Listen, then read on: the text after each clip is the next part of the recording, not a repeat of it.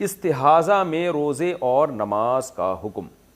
حیض کی کم سے کم مدت 3 دن 3 رات ہے اور زیادہ سے زیادہ مدت 10 دن 10 رات ہے. اس مدت میں روزہ نہیں رکھتے. اب اگر کسی کو 10 دن سے زیادہ بلیڈنگ ہو، خون آئے، تو اس صورت میں روزہ اور نماز کا کیا حکم ہے؟ محمد حسین کشمیر سے.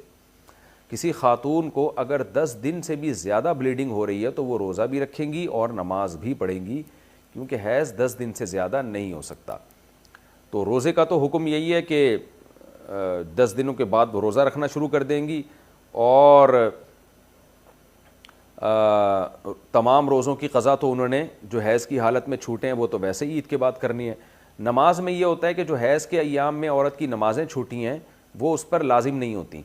تو اس میں یہ کرنا ہے کہ کسی خاتون کو مثال کے طور پر پچھلے مہینے 6 دن بلیڈنگ ہوئی، 6 دن خون آیا، تو اگلے مہینے اب رمضان آ گیا ہے، اس کو 6 دن خون آیا تو ٹھیک ہے، 6 دن تو نماز بھی نہیں روزہ بھی نہیں.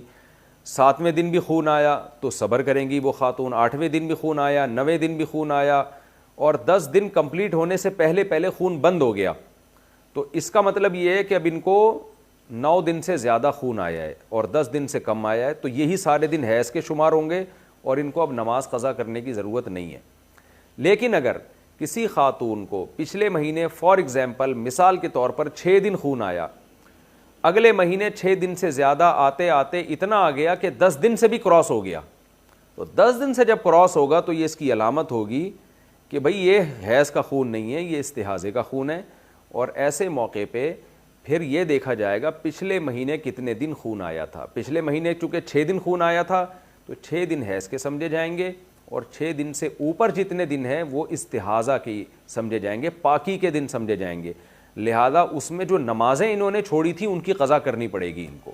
خوب سمجھ لیں یہ مسئلہ کہ 10 دن سے جب زیادہ لمبا خون آتا ہے تو پھر یہ دیکھا جاتا ہے پچھلے مہینے کتنے دن خون آیا تھا.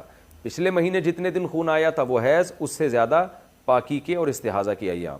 اور اگر 10 دن سے پہلے خون بند ہو جائے تو سارے دن حیض کے ہی شمار ہوتے ہیں. پھر تسہیل بہشتی زیور ایک کتاب ہے حضرت مولانا شرف علی تھانوی رحمۃ اللہ علیہ کی، جامعۃ الرشید والوں نے آسان کر کے چھاپا ہے اس کو.